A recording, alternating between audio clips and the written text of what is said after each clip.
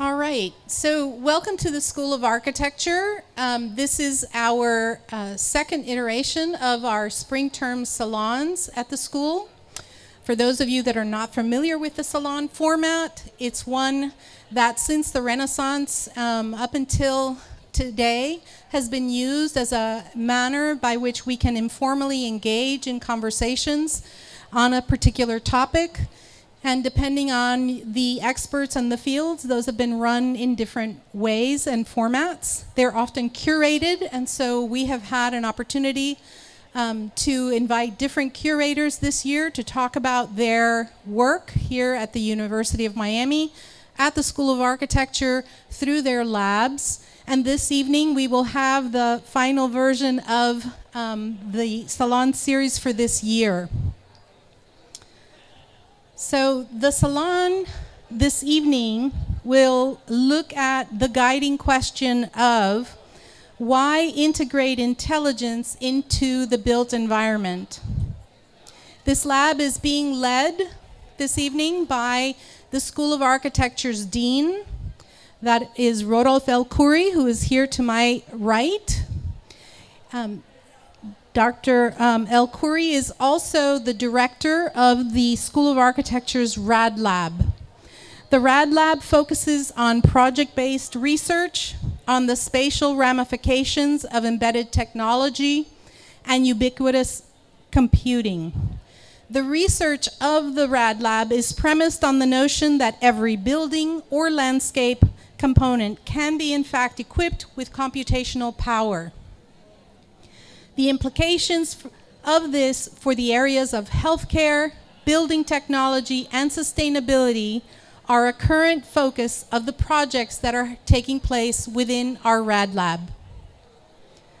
The projects are set up for multidisciplinary collaborations and for potential development in partnership with the industry.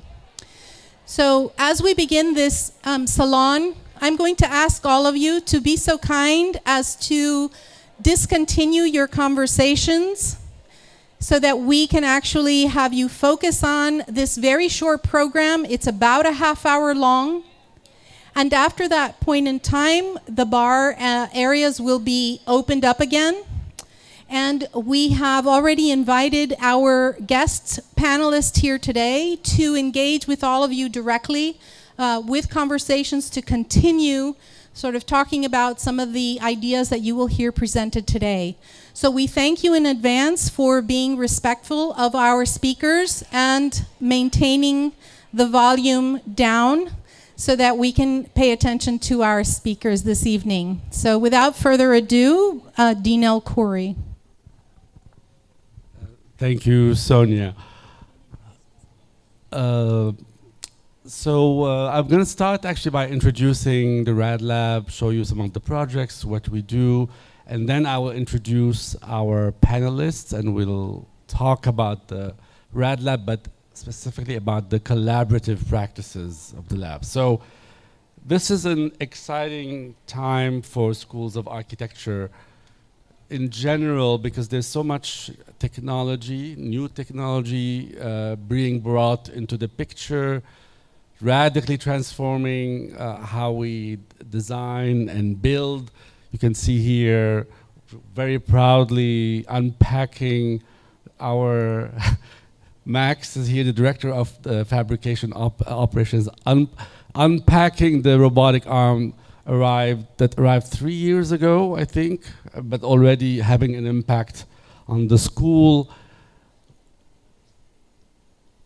Oh, this doesn't work. Okay. And also now we are preparing for the arrival of the large format concrete printer which came to us through a collaboration with Cobod, one of the leaders in this emerging industry. You can see here a rendering of where it's supposed to go. That's going to be very impactful too. Now also going viral at the school and everywhere actually across the world in schools of architecture is the impact of AI and how actually it is producing these amazing images that we don't know what to do with yet. but certainly will be impactful. So a lot of new technology, many things changing in the design schools, but also in the practice. But what I'm going to talk about, yes, it's all about technology, but not what you saw here. It's not about technology used as a tool in order to produce new forms of architecture and new ways to build architecture. So not technology as an instrument, but technology as something that is actually built into the material of the building, technology as a building material. And this is possible because of the miniaturization and the ubiquity of microprocessors and availability at a very high level of computational power, and the possibility of embedding it into the material of architecture itself. This is what RAD is all about, is thinking of computation, wireless connectivity, technology as something that could be built into the built environment. So this is just a quick introduction of RAD. We are here at the School of Architecture in the building that has most of the labs at the school. I'm going to show you one project that is very much emblematic of the work. This is, I guess, always stuck here. Sorry.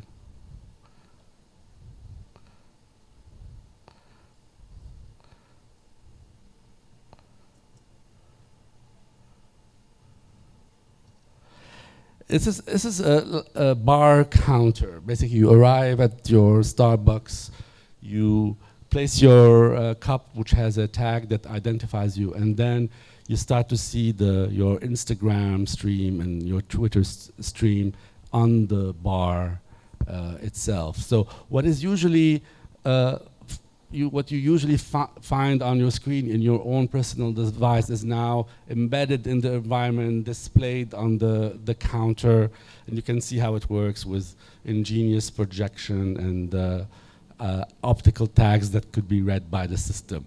So it's really, I say it's emblematic because this is what we're trying to do. We're trying to migrate some of the functionalities that are now actually all crammed into your smart devices, migrating them back to the world so that they can actually animate the built environment around you. So this is what we mean by embedded technology and how we can think about how it could be ubiquitous, how computation could become something that you find everywhere around you in the built environment. So this is a formula that summarizes everything we do.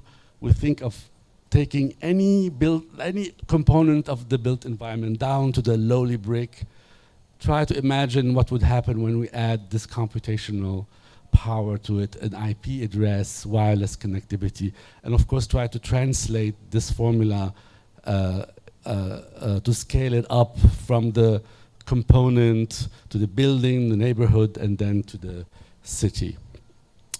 So here are examples. This is a student work. By the way, throughout this presentation, I'm going to try to actually demonstrate the different kinds of activities that take place at the lab. So there's a lot of, one of the ambitions of the lab is actually education, and there are many educational programs, and much of the work is student guided.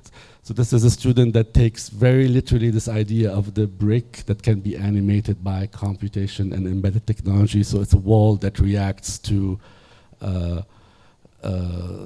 light to mitigate, for instance, solar heat gain. On the right, at a completely different scale, is a project that was commissioned by developers in the Yucatan for a smart city on a green field from the ground up. This was a big team that actually included faculty, also collaborators from engineering and students. I'm just showing you a piece of it where we adopt the technology and the logic of smart elevators to design a transportation system along the main axis, the commercial street of the city. This is another student project which actually animates wall partitions so as to enable the reconstitution of the plan and the function of a loft space according to different criteria, different environmental or functional needs. So this is a project not from the school here, but from a studio that I taught at MIT as a visitor. So just to mention that RAD actually creates a pedagogy that can be exported and can be applied elsewhere as a way of thinking, as a mindset, and can produce actually good results in the different studio cultures.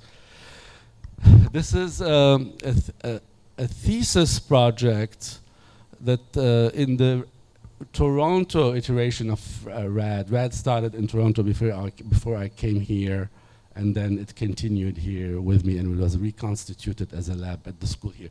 But in this case, yet this is another way RAD operates. This is a student who who was very much independent, had a clear idea about what they wanted to do, with a responsive stress that actually responds in real time to eccentric loads. In this case, it's actually snow loads which are very important in Canada, as you can imagine.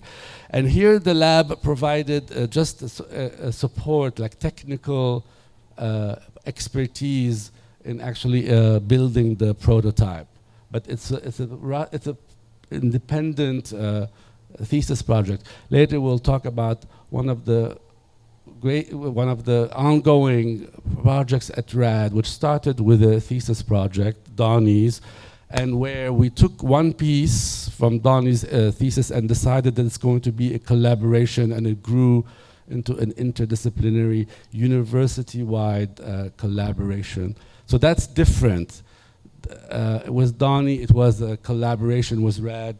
With David, it was an independent project where RAD provided the technical support.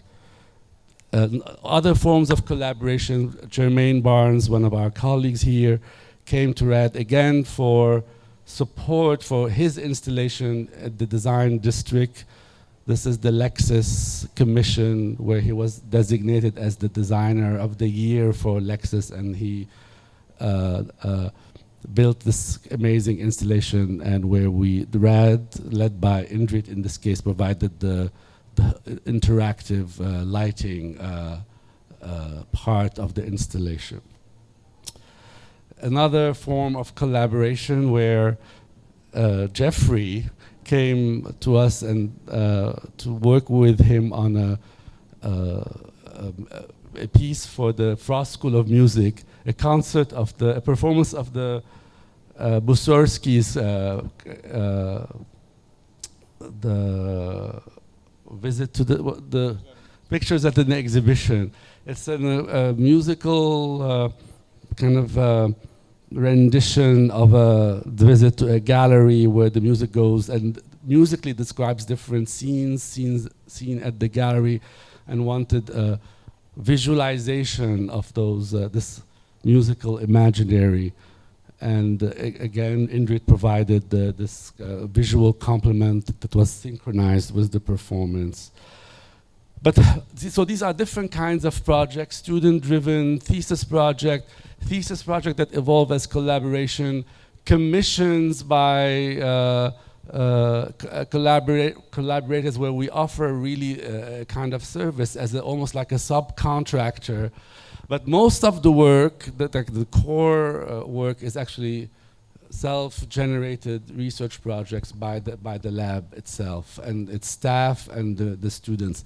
So this is a project that was commissioned by the Museum of Science here in Miami, with all the budgetary issues. It was not realized, but it was meant to create a demonstration, a project that demonstrated sustainable and decarbonization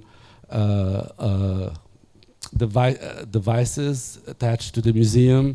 It's a wall basically constituted of an array of algae tanks that scrubbed the the museum's air from the HVAC system, purified and recycled the gray water, created a kind of microclimate in front of the museum, and also functioned as a giant display, because the air from the HVAC systems, from the exhaust, was fed at different rates through the different tanks. So that variation, which is computer controlled, allows us to actually create images. So it's like a display, very slow display.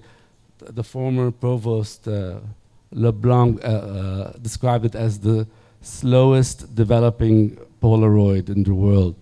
But basically it allows the whole, there's a blank wall in the museum that can be animated with images that are used for different purposes. Okay, one more project. This is, again, we got back to this formula,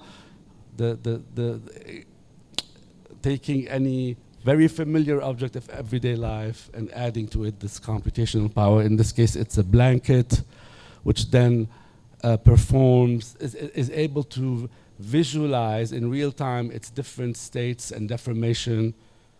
As you can see here how it works. So there's a 3D representation on your computer screen that keeps track of the different states of the blanket.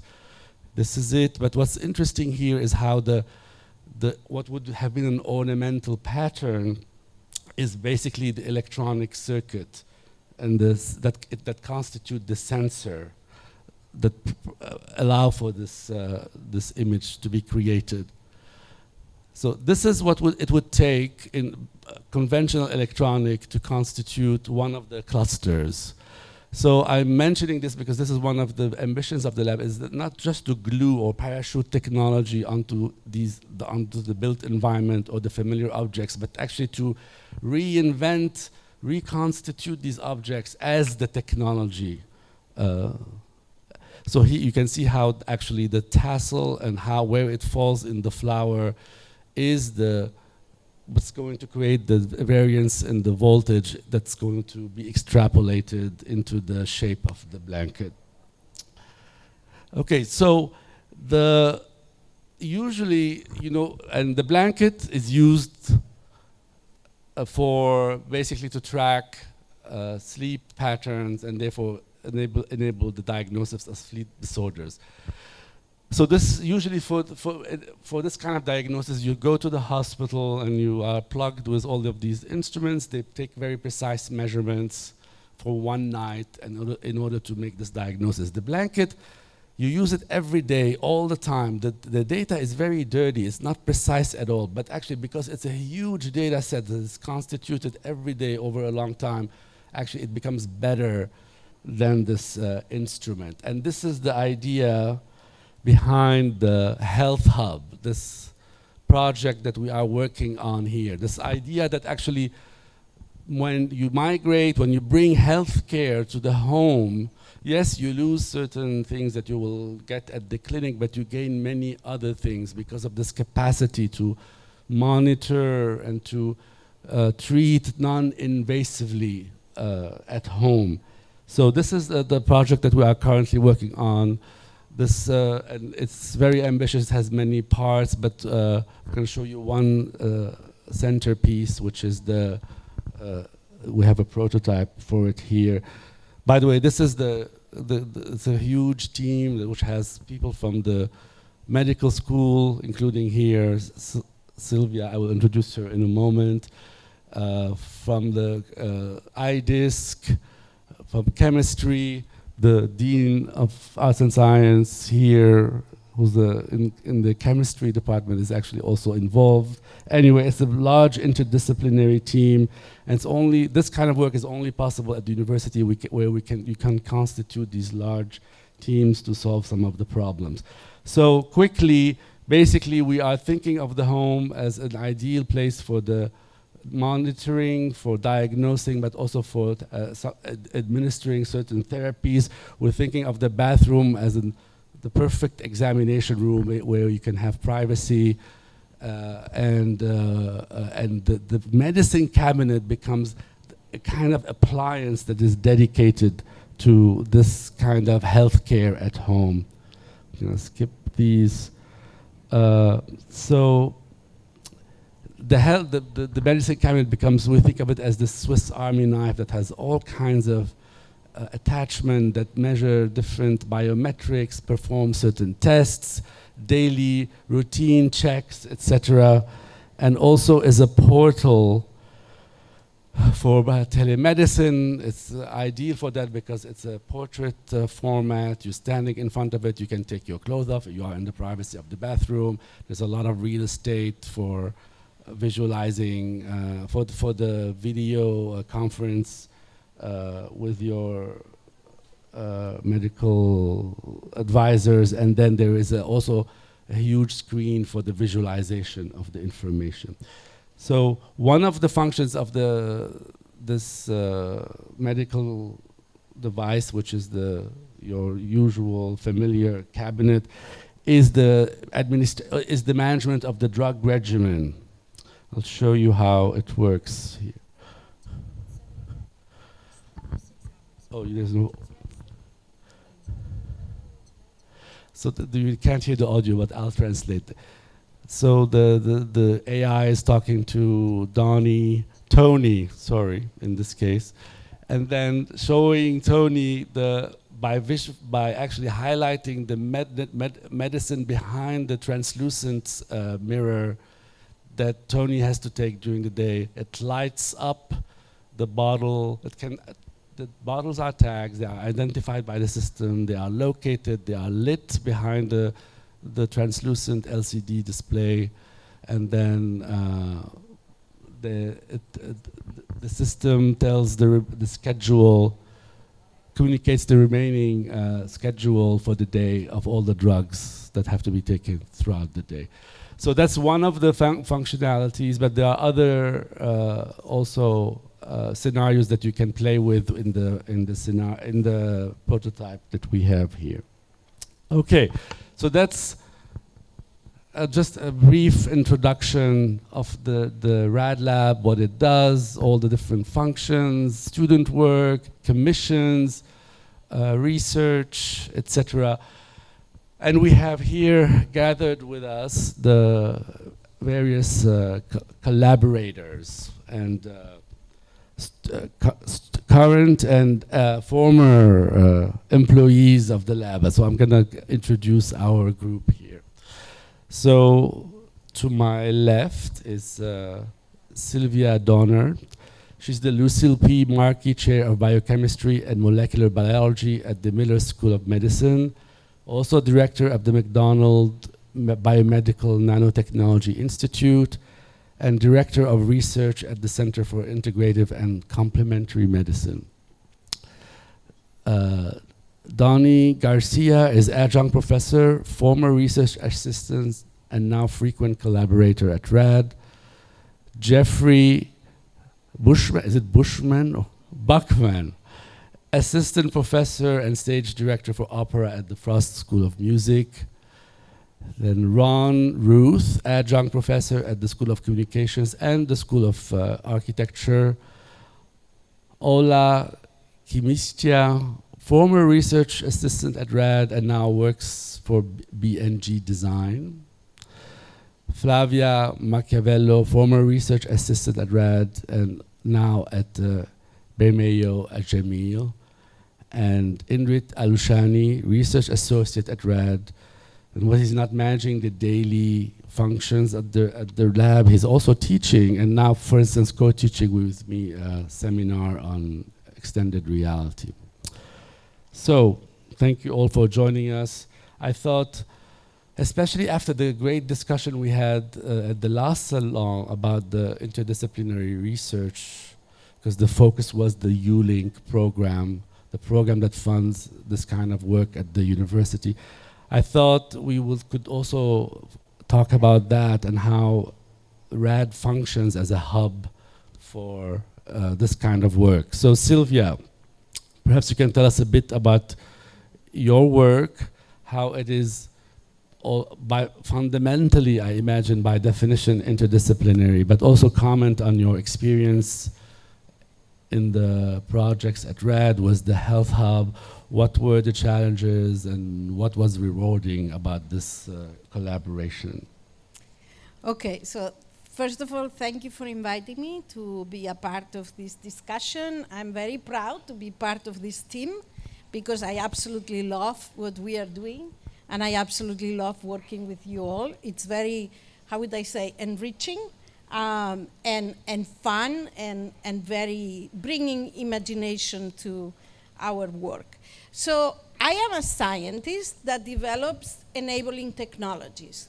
So the same as Dr. el-Khoury talked about, their mindset at the RAD Lab, where they design and they integrate new technologies into architecture and the built environment, ourselves like to think about how can we develop technologies that are needed not only in medicine, but also in the environment and even in engineering and in architecture.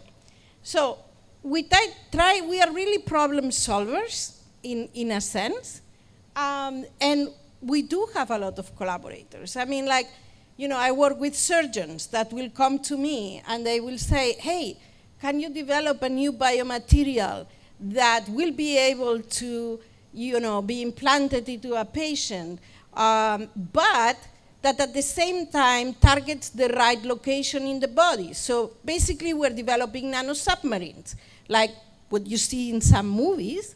But yes, we are developing nanosubmarines that can target where the disease is and drop there the drug that will heal the disease. So we do that, and it may sound science fiction a little bit with what Rudy was talking about in the built environment, but it's not. It's here. And so we do a lot of work in that respect. We also develop technologies to detect single copies of DNA in a sample, right? So if there is a pathogen that comes, like an emerging virus like COVID, we have the technologies that we can very rapidly develop tools to detect those. But one area where I believe that we have had quite an impact is in the developing of sensors and sensing technologies.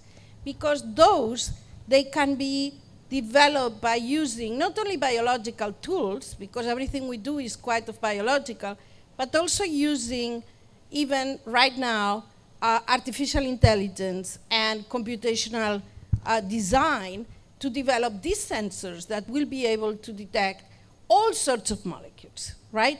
And can be integrated in all sorts of environments. And you can engineer even cells, like bacteria, that will light up when there is a toxic compound in the environment or a molecule that you want to detect. So these are the kinds of things that we do.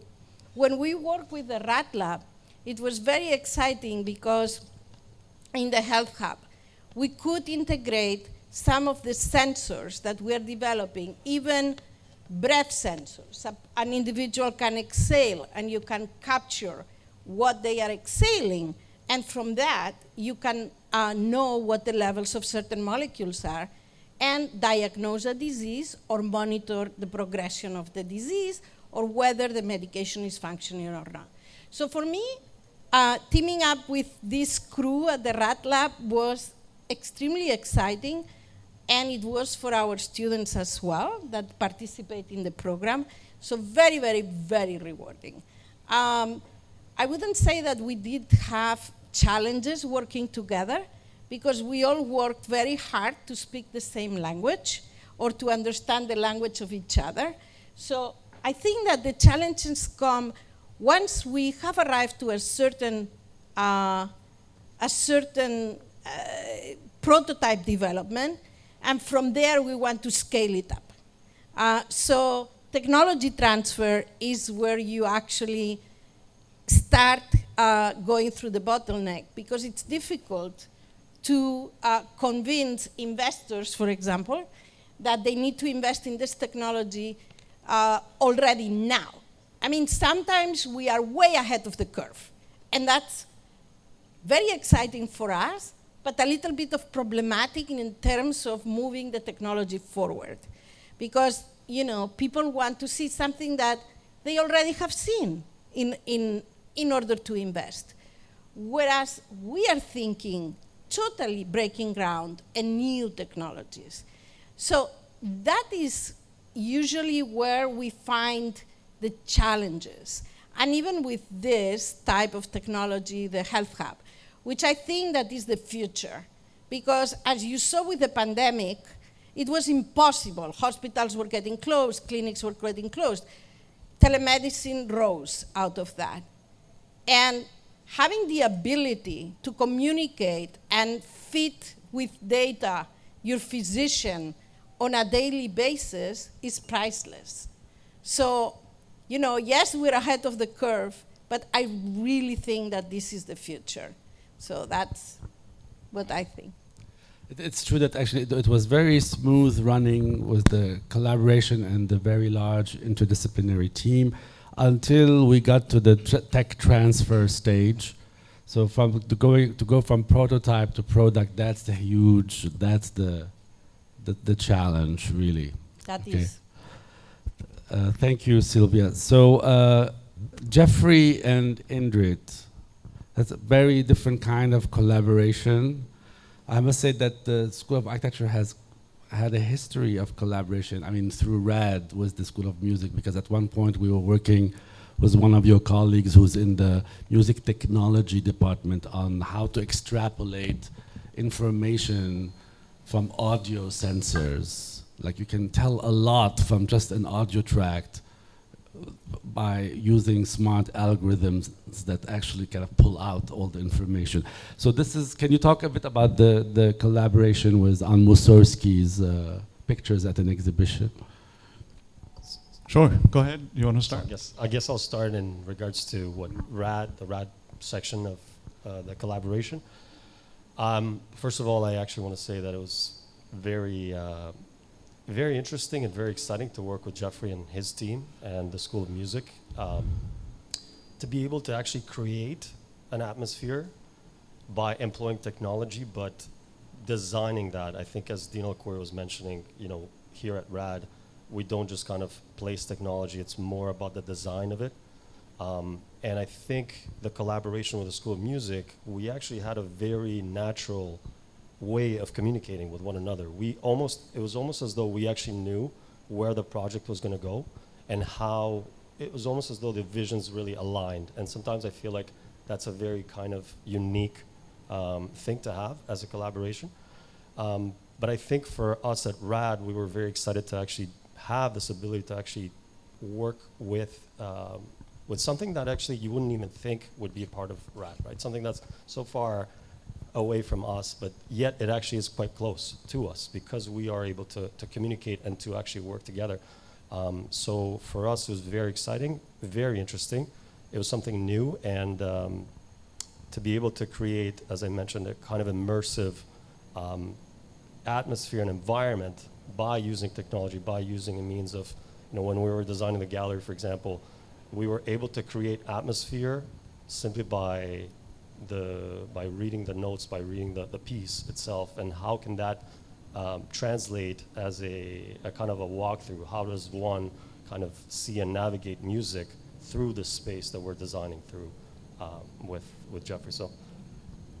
Yeah, I mean, first of all, I can say how exciting is it as someone in the School of Music to know that this kind of opportunity for interdisciplinary collaboration exists. And really that's when we elevate the world of everything we do, is when we start collaborating with people who run in other worlds. And it really became an opportunity to, look, what we're trying to do, at least from my point of view, is take the audience through this stunning piece of music in the way that the composer was inspired to write this music, which was walking through an art gallery for Victor Hartmann at his memorial and being inspired by these pieces of art. And in each of the pieces of art that he would stop and look at, he would feel that music, and out of that came this composition. So I proposed, let's create this virtual space where we can take our television audience through a gallery that we will design together. And it's not just a virtual physical space, but it's a space that holds emotional content and has drive to it. There's calm and peace in moments. There's disturbing heaviness in other moments. And so we were really looking at how we can use technology to evoke emotional response through music as a really integrated project. And wow, what a great experience collaborating with the RAD Lab. I thank you so much for that opportunity. You know, a lot of the work we're doing over there is looking at how we can expand not only virtual space, but go into XR in the way that we bring music to audience as well. And I'm so excited about the possibilities that our collaborations hold in that regard.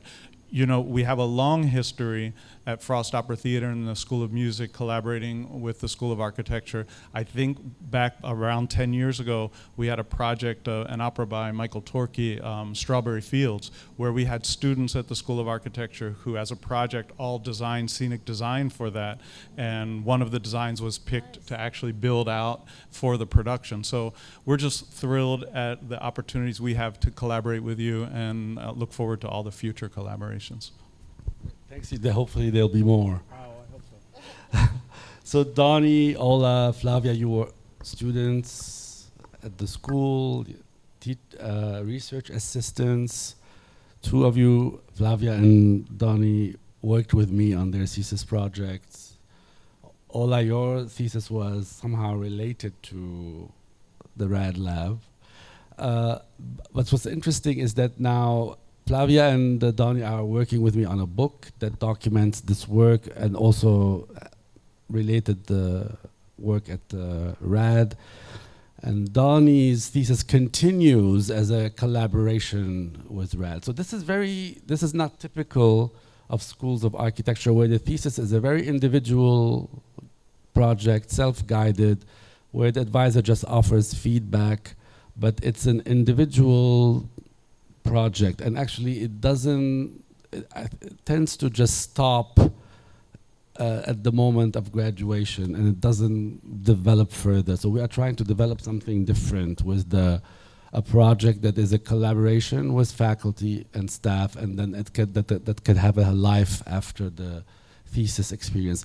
So can you please comment on your experience with research at RAD and how it actually now is impacting your own development in your own careers?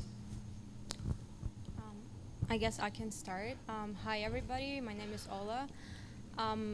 I've been involved with RAD from beginning of my master's degree here. It's actually how I got interested in school, because I saw that there is a lab here that involves technology and architecture, and I thought that would be a great opportunity for me to start with something new.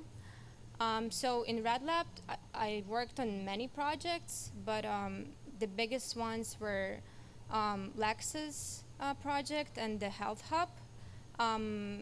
It was the first time for me as a student to use the UI and UX design. It was really exciting to be a part of this project and learn about how user experience can help people use Health Hub cabinet. I was also actually involved with building it with Donnie and Indrit. And I've been working also on many competitions with the RAD Lab. Overall, it was a great experience, and I really enjoyed my time in RAD Lab, and I think I've been working there for over a year. And it was a great addition to my resume because I have never before had any experience with AI and technology in architecture, so I really enjoyed this time. Hi. So, as mentioned, my name is Flavia. I graduated last spring, and for my year of master's, I did the RAD Lab for the whole time. It was something I knew coming into my master's degree that was being potentially offered, and I pitched myself to the dean, and he said yes. So I started working there for the whole time that I was doing my master's, and I think it was a great way to try and integrate my interest within my thesis, which, as you briefly mentioned, I have a deep affinity for healthcare and architecture. So my thesis revolved all around specifically that. So the RAD Lab was a great complement to a lot of the research that I was doing for my thesis. I think in a way it forces you to kind of delve right into the design aspects of all the research portions that you do, and physically try to understand the research portion of it. And in that respect, I think RAD was a great way to force and explore in that muscle that allowed my thesis to move forward. A little bit about my thesis, it was a research design thesis revolving healthcare that almost very much intertwines, almost as an epilogue to Donnie's, complements it in a way that where he does one side of home, I try to address the other side of the population that may not be able to afford this type of technology, and looks at underdeveloped or underserved communities, and tries to address what the healthcare conditions are in those spaces. But overall, I've taken that over after graduation. All throughout, I was doing RAD, I was doing school, and I was also doing work. So I was doing a lot of personal research, and now I work at a healthcare firm, so I do a lot of the healthcare components of it. So looking at it from all perspectives, right? Research, design in the school sense, as well as now the professional sense of what healthcare is like. And so like talking about the Health Hub and how that transitions from a project that I worked on as a thesis project, coming up with the idea of what to do for a thesis is, a feat on its own, but then having the possibility to work at the RAD Lab at the same time as a research assistant opens up the possibility for how else could we push an idea, right? How can we push this idea further and develop it into something that could be used not just as a hypothetical project, but that can be implemented as well. So working with the dean and being able to see the project grow with Sylvia and become this world, university-wide project has given me the opportunity to dip my toes on not only just research, but the design of it, being able to work with how the sensors work, working with the biomedical engineers that are developing the sensors and what specific needs they have in terms of the design of the actual product itself, as well as thinking about how we can work on the computer science aspect of it and how that relates to cybersecurity. There's a lot of different facets that go to a project like this that is trying to integrate a lot of interdisciplinary features into one single product. So being able to explore all of that and being involved with all of those discussions has been extremely rewarding and has gained my knowledge into all of which has become this project, as well as contributing to my professional practice in a firm. Sonia is signaling that we have run out of time, but can we just one last comment from Ruth? Ruth is an advisor. She's an adjunct professor who teaches RAD courses, but functions also as a kind of advisor on the future. She guides us to look at the future trends, and she has been actually asking us to embrace much more vigorously the whole XR world. So Bruce, can you please maybe one or two concluding remarks before Sonia shuts down the whole show? My name is Ruth Ron. I'm a lecturer here at the university, and I teach the introductory classes, so RAD technology to students. And it's a very exciting moment to be involved with RAD, where XR technology becoming more accessible. And I'm so happy this semester that we have much more Oculus goggles available to students, and I try to think pedagogically how to teach XR in a physical classroom, or should it be remote or virtual, and how prepare our students to become active in the extended field of virtual and augmented reality, which is very spatial, and architects can contribute so much to. Okay, can we have questions from the audience or? So, are you capable of showing us what the All right, you can play with the prototype to see the. If I may suggest, I would really welcome all of you to come up and see the incredible capacity of this cabinet. We had the opportunity to see the magic behind this when Donnie presented it a couple of weeks ago on behalf of Dean el-Khoury when we had the U.S. HUD office and a Japanese delegation of ministers join us here at the School of Architecture. And I have to say, absolutely everyone was thrilled to see the capacity of this technology. And so if it's all right with our Dean, I would like to invite all of you to just come up and see this cabinet in action. I think you'll be very happy to see its capacity and imagine its future. So on behalf of the School of Architecture, Dean el-Khoury, and our colleagues here at the School of Architecture, I'm going to close this event, inviting all of you to return next year to our spring term salons, which will again happen in the month of February. Every Thursday is the plan, where we hope to look at the topics related to how climate intersects with housing and the design of our cities. So please join us then for those future conversations. And until then, please join us, stay behind, mingle some more, ask all the questions that you may have to our fantastic panelists. Please join me in welcoming and thanking them for a great presentation today. So thank you very much to all of you.